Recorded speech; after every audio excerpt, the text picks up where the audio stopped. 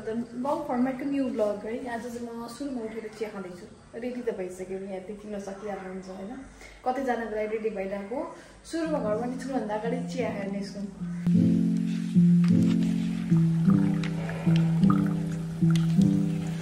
Cheers. मम्मा कहाँ जान लाग्यो अहिले हामी? सतासी धाम। कति वर्ष अगाडिको प्रतीक्षा थियो यो? यो चाहिँ बहिनी जन्मिनु भन्दा अगाडि आमाले जे जन्मे पनि लैजाउँला भन्नुभएको थियो। छोरा जन्मे पनि छोरी जन्मे पनि लैजाउँला भन्नुभएको थियो। छोरा नजन्मेर नपुगेको होला हौ हामी। के गर्नु, छोरी जन्मेर। अनि आज चाहिँ ज्वरो। मम्मीले मलाई 1 वर्षदेखि 87 धाम लैजा भन्दैछ नि त। बल्ल आजको दिन मिल्यो, त्यो पनि बिदा लिएर। मजदुर जीवनमा यस्तै चलिरहेछ। हाम्रो घरमा एउटा प्यारो गाई माता हुनुहुन्छ। गाई माता चाहिँ प्रेग्नेन्ट हुनुहुन्छ। यो चाहिँ मिठो मान्दो रहेछ नि त है। मम्मीले मलाई यहाँ पानी, यो गाईलाई पानी हालिदिएर रुङ्न राखेको। गाईले त पानी कसरी रुक्नु भएको म देखाउँछु। यहाँ बसेर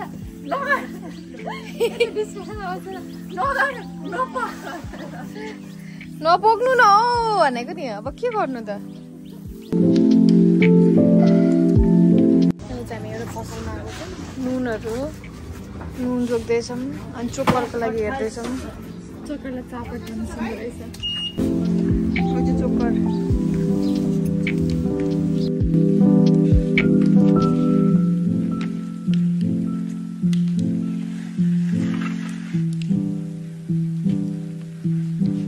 हामी चाहिँ आइसक्यौँ। अनि शिव सतासी मन्दिर। अनि यहाँ चाहिँ गौशाला भनेको गाईहरू, यति धेरै गाईहरू राखेको रहेछ। त्यही भएर हामीले गौशालाको लागि चाहिँ अन्न र नुन लिएर आएको छौँ। मेरो मम्मा त साइडबाट। हजुर, 1 बोरा चोकर छ, 20 केजी नुन।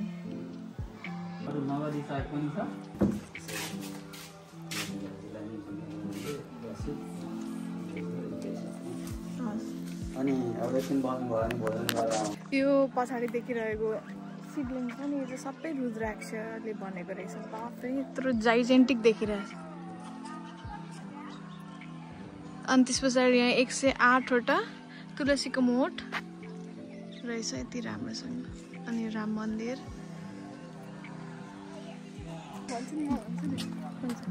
मैले त्यहाँ उता गुरुलाई सोधेर आएको। यो जम्मै सभाको एउटा रुद्राक्षको दानाले बनाएको शिवलिङ्ग।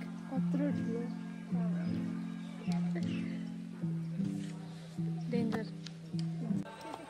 अनि यतातिर चाहिँ शिव सतासी विद्या आश्रम। यो चाहिँ गुरुहरू पढाउने ठाउँ भनौँ न। अहिले पढाइ भइरहेछ, राम्रो पढेको आवाजहरू कानमा बजिरहेछ। राम मन्दिरमा देखाइसकेँ साना सिट। अनि देखाइसकेँ मैले, राम मन्दिर देखाइसकेँ। अब चाहिँ हामी यसो वक गरेर आएको सबैतिर। एनर्जी नै यति राम्रो के।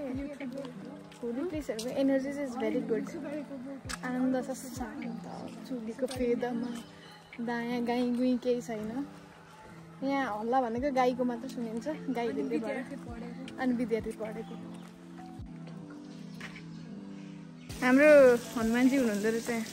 अलिकति अगाडि हिँडेर आए पछाडि चाहिँ यस्तै आशा रहेछ। ठ्याक्कै मुक्तिनाथको जस्तै यति शीतल, जति त आयो त्यति शीतल हुँदै आइरहेछ।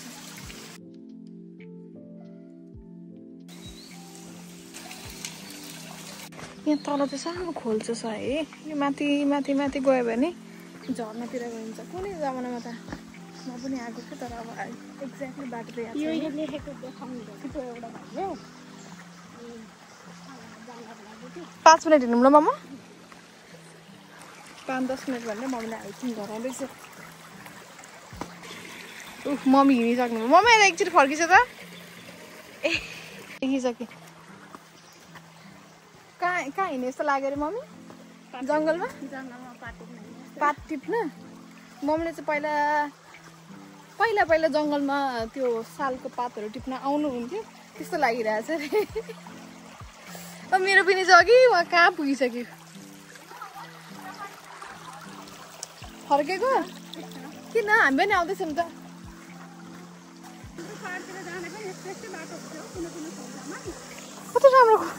कति राम्रो पानी बगिरहेछ सर सफा के पानी पनि सानीलाई प्लिज पत्ता लगाउनुहोस् कहाँ थियो होला यहाँ देखिन न त अब एकछिन जुम गर्छु है म जुम गर्दैछु यति टाढा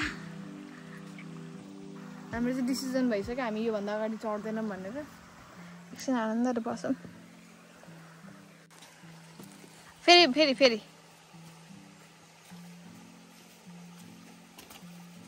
नलड है चाना चिसो छ छैन होला मुग्दो यसरी छोम त पानी कतिको चिसो रहेछ बाफ रे बाई माछा पकडलिस् है माछा कत्रो आयो त्यही यहीँ बस्दै अन्त सानो हामी घर जान्छौँ मम्मा हामी जाने खाइछ 100 रुपियाँ अटो भाडा पनि दिन्छु बिस्तारै आउनु अब चाहिँ हामी तल झर्दैछौँ अब मन्दिर दर्शन गर्छौँ गएर कस्तो लाग्यो मम्मा आनन्द आयो नेचरमा आएपछि मजा आउँछ मम्मा मम्मीको धोको पनि थियो मन्दिर शिव सतासी मन्दिरमा आउने मान्छेहरूलाई किक भनेको कुरा कस्तो हुन्छ त त्यो नअडिने ढुङ्गामा चाहिँ जबरजस्ती चढेर अब पुज्दिनु परेको ऊ सजिलो ढुङ्गामा चढ भन्दा पनि टेर्दिन यतिसम्म अटेरी चाहिँ मेरो बुइनी लड्लिस है बिस्तारै